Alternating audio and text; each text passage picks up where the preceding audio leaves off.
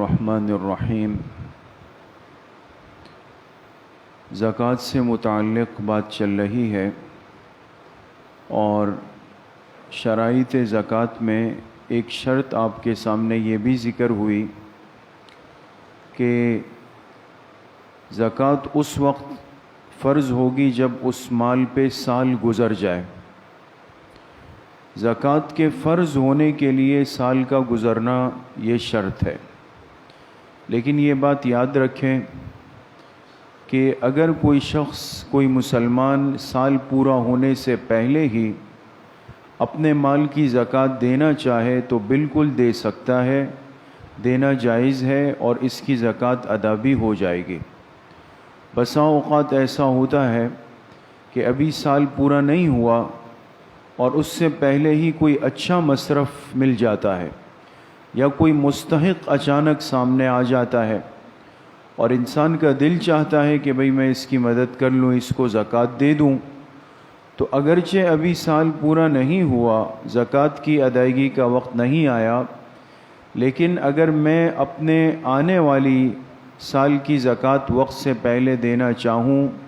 تو بالکل دے سکتا ہوں اور اس صورت میں زکوٰۃ ادا بھی ہو جائے گی۔ دوسرا مسئلہ یہ ہے کہ اگر دوران سال مال میں اضافہ ہوتا رہے سال کے دوران میں، تو اس صورت میں یاد رکھیں کہ دوران سال جو مال بڑھ جائے تو اس کے لیے مستقل الگ سے سال ہونا ضروری نہیں، بلکہ وہ سابقہ مال کا حصہ بنتا رہے گا۔ ایک مثال آسان سی عرض کر دوں، جیسے ایک مسلمان اپنے زکوٰۃ کی ترتیب یکم رمضان سے بناتا ہے اگلے سال کی یکم رمضان تک، تو سال کے شروع میں اس کے پاس 10 لاکھ روپے تھے، 10 لاکھ روپے، 4 مہینے بعد 1 لاکھ روپے اور آ گئے۔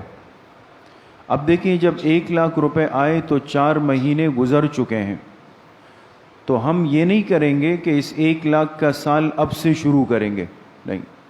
بلکہ اس 1 لاکھ کو سابقہ 10 لاکھ کے ساتھ ملا دیں گے، اس کا حصہ بنا دیں گے۔ اسی طریقے سے آگے چل کر مزید 1 لاکھ روپے آئے، اس کو بھی ملا دیں گے، 12 لاکھ ہو گئے، یہاں تک کہ آنے والی یکم رمضان سے 1 دن پہلے 1 لاکھ روپے اور آ گئے، تو اس کو بھی اسی سابقہ مال کے ساتھ ملا دیں گے، یہ 13 لاکھ ہو گئے۔ تو لہٰذا یہ مسلمان کتنے مال کی زکوٰۃ دے گا؟ 13 لاکھ روپے کی۔ تو خلاصہ یہ کہ دوران سال جو مال میں اضافہ ہوتا رہے، بڑھتا رہے، چاہے وہ نقد رقم کی صورت میں ہو یا صورت میں ہو، اس کو سابقہ مال کے ساتھ ہی ایڈ کرتے رہیں گے، ملاتے رہیں گے، اس کے لیے کوئی نیا سال ہونا شرط نہیں ہے۔ تیسرا اہم مسئلہ یہ ہے کہ ہمیشہ زکوٰۃ کی ادائیگی میں ابتدا اور انتہا کو دیکھا جاتا ہے، شروع اور آخر کو۔ سال کے شروع میں آپ کے پاس نصاب تھا اور سال کے آخری دن آپ کے پاس کتنا مال ہے، ہمیں یہ دیکھنا ہے۔ دوران سال اس میں کمی ہوتی رہے بلکہ ختم بھی ہو جائے، اس کا کوئی اعتبار نہیں۔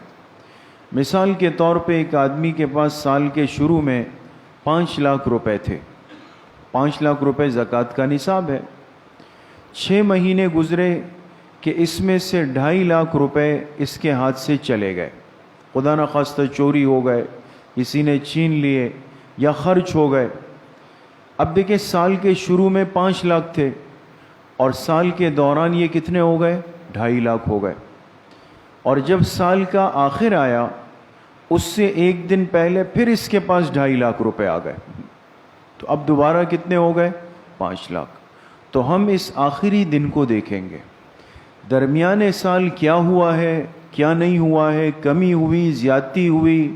سب خرچ ہو گئے، سب ختم ہو گئے، اس کا کوئی اعتبار نہیں۔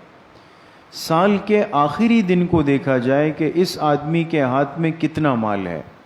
اگر یہ مال اتنا ہی ہے تو اس کی زکوٰۃ دے، اگر یہ مال بڑھ گیا ہے تو اس کی زکوٰۃ دے، اگر یہ مال کم ہو گیا ہے تو اس کی زکوٰۃ دے۔ تو خلاصہ یہ ہے کہ زکوٰۃ کی ادائیگی میں جو سال کا آخری دن ہوتا ہے اس دن انسان اپنے پاس موجودہ مال کو دیکھ لے، اس کا حساب لگا لے، اس کی مالیت نکال لے اور پھر اس کی 2.5% زکوٰۃ ادا کرے۔